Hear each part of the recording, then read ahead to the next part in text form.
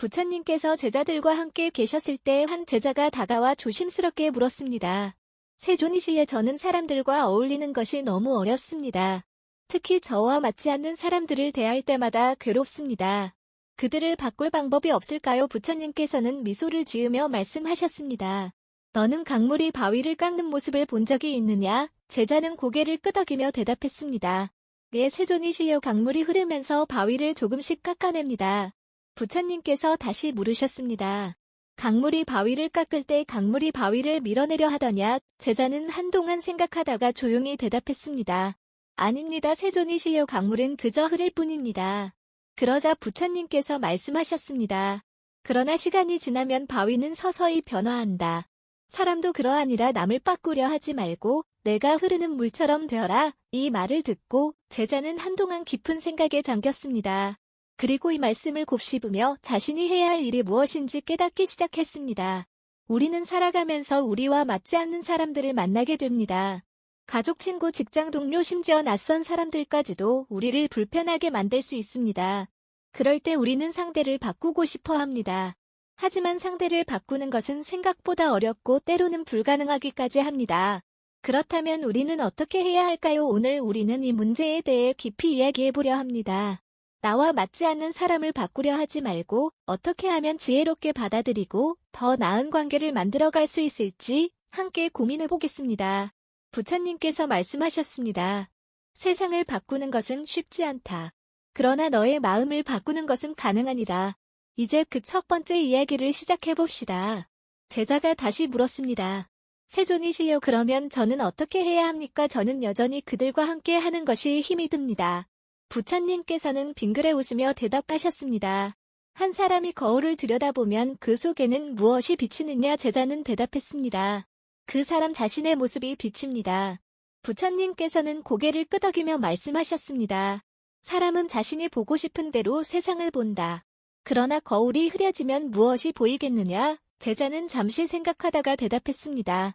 형체는 보이지만 흐릿해서 분명하게 알아볼 수 없습니다. 부처님께서는 조용히 말씀하셨습니다. 그러하다 너의 마음이 흐려지면 상대를 있는 그대로 볼 수 없게 된다. 너의 고정된 생각과 감정이 거울을 흐리게 만들기 때문이다. 그러니 내가 먼저 거울을 닦아라. 그러면 상대를 있는 그대로 볼 수 있을 것이다. 우리는 살아가면서 상대를 있는 그대로 보기보다 내 기준과 감정으로 판단하는 경우가 많습니다. 저 사람은 왜 저렇게 행동할까? 왜 나와 맞지 않는 걸까? 이런 생각이 들 때마다 우리는 상대를 바꾸려고 합니다. 하지만 그 바탕에는 우리의 고정관념과 감정이 깔려있는 경우가 많습니다. 이럴 때 필요한 것은 상대를 바꾸려는 노력이 아니라 나의 마음을 먼저 바라보는 것입니다. 혹시나 자신이 편견을 가지고 있지는 않은가? 내 기대와 기준을 상대에게 강요하고 있지는 않은가? 이렇게 스스로에게 질문해 보아야 합니다. 부처님 당시 한 수행자가 있었습니다. 그는 늘 함께 수행하는 다른 수행자가 마음에 들지 않았습니다. 그의 말투, 행동, 심지어 걸음걸이까지도 거슬렸습니다. 하루는 부처님께 찾아가 말했습니다. 세존이시여, 저는 그 사람과 함께 수행하기가 너무 힘이 듭니다. 그를 다른 곳으로 보내주실 수 없습니까? 부처님께서는 빙그레 웃으며 말씀하셨습니다. 너는 세상을 떠날 생각이 있느냐? 수행자는 깜짝 놀라되 물었습니다. 무슨 말씀이십니까? 세존이시여, 부처님께서 말씀하셨습니다. 내가 어디를 가든 내 마음속에 불편함이 있다면 그 불편함은 계속 따라다닐 것이다. 그 사람이 아니라 내 마음속에서 일어나는 불편함을 들여다보아라. 수행자는 이 말씀을 듣고 깊은 깨달음을 얻었습니다. 그는 상대를 바꾸는 것이 아니라 자신의 마음을 바꾸는 것이 더 중요하다는 것을 알게 되었습니다. 우리도 마찬가지입니다. 나와 맞지 않는 사람이 있으면 그 사람이 사라지기를 바라기보다는 내가 그 사람을 어떻게 바라보고 있는지를 먼저 살펴야 합니다. 마음속 거울이 흐려져 있다면 먼저 그것을 닦아야 합니다. 그러면 보이지 않던 것이 보이고 바뀌지 않던 관계도 달라질 수 있습니다. 부처님께서 말씀하셨습니다. 외부의 것을 바꾸려 하지 말고 내 안을 들여다보아라. 그러면 그 어떤 것도 너를 괴롭히지 못할 것이다. 이제 다음 이야기를 계속해 봅시다. 제자는 부처님의 말씀을 곰곰이 되새겼습니다. 제 마음을 들여다보라 하셨지만 그래도 저와 맞지 않는 사람과 함께 하는 것이 쉽지 않습니다. 그들과 함께 있으면 저도 모르게 화가 나고 마음이 불편해집니다. 이 감정을 어떻게 해야 합니까? 부처님께서는 조용히 미소 지으며 말씀하셨습니다. 너는 장작불을 본 적이 있느냐? 제자는 고개를 끄덕이며 대답했습니다. 예, 세존이시여, 장작불은 바람이 불면 더 세차게 타오릅니다. 부처님께서는 부드러운 음성으로 말씀하셨습니다. 화는 장작불과 같아서 외부에 바람이 불면 더욱 거세진다. 하지만 내가 불을 피우지 않는다면 어떠한 바람도 너를 태울 수 없을 것이다. 우리는 살아가면서 나와 맞지 않는 사람을 만날 때 화가 납니다. 그들의 말과 행동이 우리의 감정을 건드리기 때문입니다. 하지만 여기서 중요한 점이 있습니다. 그들이 우리를 화나게 하는 것이 아니라 우리 스스로 화를 내는 것입니다. 어떤 사람이 우리에게 거친 말을 합니다. 그 순간 우리는 기분이 상하고 화를 내고 싶어집니다. 하지만 만약 우리가 그 말을 중요하게 여기지 않는다면 어떨까요? 그 말은 우리에게 아무런 영향을 주지 못할 것입니다. 부처님께서 한왕궁에서 법문을 하실 때였습니다. 그곳에 부처님을 시기하는 한 사람이 있었습니다. 그는 부처님께 거친 말을 퍼부었습니다. 당신은 위선자요. 사람들을 속이고 스스로를 성인이라 부르는군요. 하지만 부처님께서는 미소를 지으며 조용히 말씀하셨습니다. 만약 누군가가 내게 선물을 가져왔는데 내가 그것을 받지 않는다면 그 선물은 누구의 것이겠느냐? 그 남자는 어리둥절해하며 대답했습니다. 당연히 선물을 가져온 사람의 것이겠지요. 그러자 부처님께서 부드럽게 말씀하셨습니다. 누군가가 나에게 화를 내고 욕을 해도 내가 그것을 받지 않는다면 그 화는 그 사람의 것이 아니겠느냐? 그 말을 들은 남자는 얼굴이 붉어졌습니다. 자신이 쏟아낸 분노가 부처님께 닿지 않고 그저 자기 자신에게 머물고 있다는 사실을 깨달았기 때문입니다. 우리도 마찬가지입니다. 상대가 나를 화나게 한다고 생각하지만 실제로는 내가 그 감정을 받아들이고 있는 것입니다. 우리가 그 감정을 받지 않으면 상대가 던진 분노는 결국 그 사람에게 돌아가게 됩니다. 그렇다면 우리는 어떻게 해야 할까요? 우선 상대가 던지는 말과 행동을 곧이곧대로 받아들이지 않는 연습이 필요합니다. 그들의 말과 행동이 나를 규정하는 것이 아니라 내가 그것을 어떻게 받아들이느냐가 중요합니다. 또한 화가 날 때는 한 걸음 물러서서 나의 감정을 관찰해 보아야 합니다. 내가 왜 화가 났는지 그 감정의 근원이 무엇인지 바라보는 것입니다. 그러면 화에 휘둘리는 것이 아니라 화를 다스릴 수 있는 힘이 생깁니다. 부처님께서는 말씀하셨습니다. 화를 내는 것은 스스로에게 불을 붙이고 남을 태우려 하는 것과 같다. 하지만 결국 불에 타는 것은 너 자신이니라. 이제 다음 이야기를 계속해 봅시다. 제자는 부처님의 말씀을 듣고도 여전히 고민이 남아 있었습니다. 세존이시에 저는 그들의 말과 행동을 받지 않으려 노력해 보았습니다. 그렇지만 마음속에서 여전히 불편함이 사라지지 않습니다. 그들과 함께 있으면 제 마음이 무거워지고 그 감정에 어찌할 바를 모르겠습니다. 부처님께서는 조용히 미소를 지으며 주위의 나뭇잎을 가리키셨습니다. 너는 저 나뭇잎이 바람에 흔들리는 모습을 본 적이 있느냐? 제자는 고개를 끄덕이며 대답했습니다. 이에 세존이시여 바람이 불면 나뭇잎은 흔들립니다. 부처님께서는 부드럽게 말씀하셨습니다. 그러면 나무의 뿌리는 어떠하더냐? 제자는 다시 대답했습니다. 뿌리는 흔들리지 않습니다. 땅속 깊이 박혀있기 때문입니다. 부처님께서는 고개를 끄덕이며 말씀하셨습니다. 너의 마음이 나뭇잎과 같다면 주변의 말과 행동에 쉽게 흔들릴 것이다. 하지만 내가 나무의 뿌리처럼 깊이 자리 잡으면 그 어떤 바람도 너를 흔들 수 없을 것이다. 우리는 살아가면서 나와 맞지 않는 사람을 만나면 그들의 말과 행동에 영향을 받습니다. 그들이 무례한 말을 하면 상처받고 그들의 태도가 거슬리면 화가 납니다. 하지만 이 모든 감정은 우리가 우리의 중심을 잃을 때 생깁니다. 한 수행자가 있었습니다. 그는 함께 수행하는 한 동료를 참을 수 없었습니다. 그 동료는 말이 많았고 작은 일에도 불평을 했습니다. 수행자는 부처님께 찾아가 말했습니다. 세존이시에 저는 이 사람과 함께 수행하는 것이 너무 힘듭니다. 그를 피해 혼자 수행할 수 있도록 허락해 주십시오. 부처님께서는 조용히 물으셨습니다. 너는 바닷물이 더럽다고 바다를 떠나 강으로 가겠느냐? 수행자는 당황하며 대답했습니다. 강도 결국 바다로 흘러들어가지 않습니까? 부처님께서는 빙그레 웃으며 말씀하셨습니다. 내가 어디를 가든 내가 평온하지 않다면 똑같은 고통을 겪을 것이다. 고요한 마음을 가지면 그 누구와 함께하더라도 흔들리지 않게 되느니라. 수행자는 이 말씀을 듣고 깨달았습니다. 문제는 상대가 아니라 자신이 흔들리고 있다는 것이었습니다. 우리도 마찬가지입니다.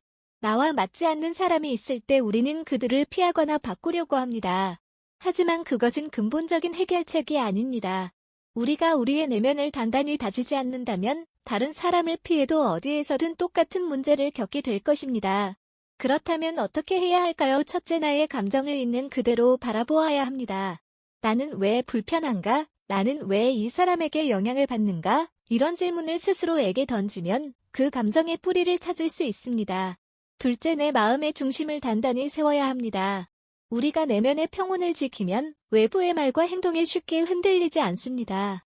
나무의 뿌리처럼 깊이 자리 잡으면 어떠한 바람도 우리를 쓰러뜨릴 수 없습니다. 부처님께서는 말씀하셨습니다. 마음이 고요하면 세상의 소음도 너를 흔들지 못한다. 제자는 부처님의 말씀을 가만히 되새겼습니다. 마음의 중심을 단단히 하라 하셨지만 어떻게 하면 그렇게 할 수 있습니까? 제가 아무리 노력해도 저를 불편하게 하는 사람을 보면 마음이 흔들립니다. 그들과 마주하면 저도 모르게 감정이 올라옵니다. 부처님께서는 조용히 미소 지으며 손에 작은 그릇을 하나 드셨습니다. 그릇 안에는 소금이 한 줌 담겨 있었습니다. 그리고 부처님께서는 그 소금을 작은 잔에 넣고 물을 따라 저으셨습니다. 이 물을 마셔보아라. 제자는 잔을 들고 한 모금 마셨습니다. 곧 얼굴을 찡그리며 말했습니다. 세존이 시여 너무 짜서 마실 수가 없습니다. 부처님께서는 다시 소금 한 줌을 손에 들고 이번에는 그것을 큰 강물에 흩뿌리셨습니다. 그리고 말씀하셨습니다. 이제 강물에서 한 모금 마셔보아라. 제자는 강물에서 물을 떠 마셨습니다. 그리고 고개를 끄덕이며 말했습니다. 깨끗하고 시원합니다. 부처님께서는 조용히 말씀하셨습니다. 소금의 양은 같지만 담긴 그릇에 따라 짠맛이 다르게 느껴지는 법이다. 내 마음이 작은 잔과 같다면 작은 불편함도 너를 힘들게 할 것이다. 하지만 내 마음이 강처럼 넓어진다면 그 어떤 불편함도 너를 괴롭히지 못할 것이다. 우리는 살아가면서 작은 잔처럼 좁은 마음을 가질 때가 많습니다. 나와 맞지 않는 사람의 한마디 말, 그들의 작은 행동 하나에도 쉽게 상처받고 화가 납니다. 하지만 우리의 마음이 넓어진다면 그들의 말과 행동이 더 이상 우리를 괴롭히지 못합니다. 부처님께서 말씀하셨습니다. 내 마음이 넓어지면 그 어떤 것도 너를 어지럽히지 못한다. 그렇다면 우리는 어떻게 하면 마음을 넓힐 수 있을까요? 첫째, 상대를 이해하려는 마음을 가져야 합니다. 우리는 흔히 나의 관점에서만 상대를 바라봅니다. 왜 저 사람은 저럴까라고 생각하지만 그 사람이 그렇게 행동할 수밖에 없는 이유가 있을지도 모릅니다. 그들도 그들만의 상처와 아픔이 있을 수 있습니다. 그것을 이해하려 하면 마음이 한층 더 넓어질 수 있습니다. 둘째, 나를 힘들게 하는 사람을 스승으로 여겨야 합니다. 그들은 나의 인내심을 기르고 마음을 단단하게 만드는 연습을 하게 해줍니다. 그들이 없다면 우리는 성장할 기회를 얻지 못할지도 모릅니다. 그러니 그들을 피하려 하기보다 그들과 함께하면서 내 마음을 넓히는 연습을 해보아야 합니다. 셋째, 삶을 더 큰 시야로 바라보아야 합니다. 어떤 순간이 힘들다고 해서 그것이 내 인생 전체를 결정짓는 것은 아닙니다. 넓은 시야에서 보면 이 작은 불편함도 결국 지나갈 것입니다. 그러니 작은 일에 얽매이지 않고 크게 바라보는 지혜가 필요합니다. 마음이 작은 잔에 갇혀 있으면 작은 소금조차 감당하기 어려워집니다. 하지만 마음이 강물처럼 넓어지면 그 어떤 것도 우리를 괴롭히지 못합니다. 제자는 부처님의 말씀을 듣고도 여전히 고민이 있었습니다. 세존이시여 마음을 넓히라 하셨지만 어떤 사람들은 도무지 이해할 수 없습니다. 그들의 말과 행동이 너무 거칠고 때로는 저를 괴롭히려 하는 것처럼 느껴집니다. 이런 사람들에게도 여전히 연민을 가져야 합니까? 부처님께서는 고요히 미소 지으며 말씀하셨습니다. 너는 장님과 등을 진 사람의 이야기를 들어본 적이 있느냐? 제자는 조용히 고개를 저었습니다. 그러자 부처님께서는 천천히 이야기를 시작하셨습니다. 어느 마을에 한 장님이 살고 있었느니라. 그는 앞을 보지 못했기에 사람들에게 자주 부딪히고 길을 가다가도 넘어지곤 하였다. 사람들은 그를 도우려 했지만 그는 도움을 거부하며 말하였다. 나는 아무런 문제가 없다. 내가 넘어지는 것은 내 발이 둔해서일 뿐이다. 그러던 어느 날 그 마을에 등이 굽은 한 사람이 찾아왔다. 그 역시 등에 짐을 지고 다녀야 했기에 늘 불편한 자세로 걸었다. 그가 장님을 보고 말하였다. 길을 안내해 주겠다. 나는 너처럼 보이지 않는 것은 아니니 내가 길을 알려주마. 그러나 장님은 고개를 저으며 말하였다. 나는 너를 믿을 수 없다. 내 등은 굽었고 내가 가는 길이 올바른 지도할 수 없지 않은가. 등이 굽은 사람은 조용히 말하였다. 나는 볼 수 있고 너는 똑바로 걸을 수 있다. 우리가 서로 돕는다면 길을 헤매지 않을 것이니라. 하지만 장님은 끝내 그 도움을 거절하였고 결국 혼자 걷다가 큰 구덩이에 빠지고 말았느니라. 부처님께서는 잠시 침묵하셨습니다. 제자는 깊이 생각에 잠겼습니다. 세존이시여 장님은 끝까지 도움을 받지 않으려 했습니다. 마치 제가 말하는 이해할 수 없는 사람들과 같군요. 부처님께서는 고개를 끄덕이며 말씀하셨습니다. 어떤 사람들은 자신이 잘못된 길을 가고 있음을 깨닫지 못한다. 그들이 거칠고 때로는 상처를 주는 것은 그들 또한 앞을 보지 못하는 장님과 같기 때문이니라. 그들이 왜 그렇게 행동하는지 너는 알 수 없을 수도 있다. 하지만 그들도 자신만의 어둠 속에서 살아가고 있는 것이니 그들에게 화를 내는 대신 연민을 가지는 것이 중요하느니라. 우리는 살면서 우리와 맞지 않는 사람을 이해하려 애쓰지만 때로는 도무지 이해할 수 없는 경우도 있습니다. 그들이 왜 그런 말과 행동을 하는지 알지 못하기 때문에 그들에게 화가 나고 그들을 피하고 싶어집니다. 하지만 부처님의 말씀처럼 그들도 보이지 않는 어둠 속에서 살아가고 있을지 모릅니다. 그들 역시 상처를 받고 자신도 모르게 다른 사람을 상처 주는 삶을 살아왔을 수도 있습니다. 그들을 이해할 수 없다면 적어도 그들에게 연민을 가질 수는 있습니다. 그렇다면 우리는 어떻게 해야 할까요? 첫째, 상대를 바꾸려 하기보다 그들이 왜 그렇게 행동하는지 한번 생각해 보아야 합니다. 그들은 스스로를 방어하기 위해 거칠게 행동할 수도 있고 그들의 과거 경험이 그들을 그렇게 만들었을 수도 있습니다. 이해할 수 없더라도 그들이 가진 상처를 생각하면 연민을 가질 수 있습니다. 둘째, 거리를 두되 미워하지 않아야 합니다. 연민을 가진다고 해서 그들과 꼭 가까이 지낼 필요는 없습니다. 내가 힘들다면 적절한 거리를 두는 것도 방법입니다. 하지만 그들을 미워하지 않고 그저 한 걸음 물러나서 바라보는 것이 중요합니다. 셋째, 내 마음을 다스리는 연습을 해야 합니다. 다른 사람은 바꿀 수 없어도 내가 어떻게 반응할지는 선택할 수 있습니다. 그들의 말과 행동에 휘둘리는 대신 내가 어떻게 받아들일지를 결정하는 것이야말로 진정한 자유입니다. 부처님께서는 말씀하셨습니다. 사람을 바꾸려 하면 너는 끝없는 싸움 속에 살게 되리라. 하지만 너의 마음을 바꾸면 세상은 저절로 변하느니라. 이제 마지막 얘기를 해보겠습니다. 제자는 부처님의 말씀을 듣고 깊이 생각이 잠겼습니다. 그동안 그는 나와 맞지 않는 사람들을 이해하려 애썼고 그들을 바꾸려고도 해보았지만 늘 실패하고 괴로워했습니다. 하지만 부처님의 말씀을 들으니 그들을 바꾸려 하기보다 내 마음을 먼저 다스려야 한다는 것을 깨닫게 되었습니다. 제자는 조심스럽게 물었습니다. 세존이시여, 제 마음을 바꾸려면 무엇부터 해야 합니까? 부처님께서는 조용히 빙그레 미소 지으며 말씀하셨습니다. 너는 물결이 있는 호수를 본 적이 있느냐? 제자는 고개를 끄덕였습니다.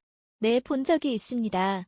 그 호수의 물결이 언제 가장 잔잔해지느냐? 제자는 잠시 생각하다가 대답했습니다. 아무것도 던지지 않고 아무도 건드리지 않을 때 호수의 물결은 저절로 가라앉습니다. 부처님께서는 고개를 끄덕이며 말씀하셨습니다. 너의 마음도 그러하니라. 누군가가 너를 불편하게 할 때 너는 그에게 맞서려고 하고 그를 바꾸려 하며 그의 말과 행동에 계속 흔들린다. 하지만 내가 그것을 내려놓고 바라보면 물결이 가라앉듯 너의 마음도 저절로 평온해지느니라. 우리는 흔히 상대를 바꾸려고 합니다. 하지만 상대를 바꾸는 것은 어렵고 때로는 불가능하기도 합니다. 그러나 내 마음을 다스리는 것은 가능합니다.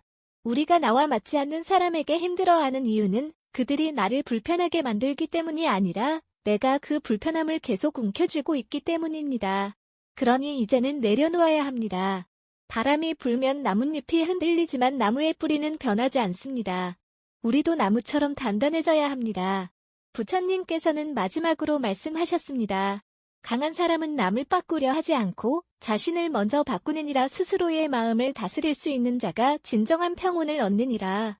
이제 우리는 선택해야 합니다. 나와 맞지 않는 사람에게 휘둘릴 것인가 아니면 내 마음을 먼저 다스릴 것인가. 세상은 내 마음이 머무는 곳에서 시작됩니다. 그렇다면 이제 우리의 마음을 바꾸어 봅시다. 오늘 이야기가 도움이 되었다면 여러분의 생각을 댓글로 남겨주세요. 또한 이야기가 필요한 분들에게 공유해주시면 좋겠습니다. 그리고 다음 시간에는 더 깊이 있는 이야기로 찾아오겠습니다. 지금까지 함께 해주셔서 감사합니다. 여러분의 마음이 오늘보다 더 평온해지기를 바랍니다. 고요한 울림이었습니다.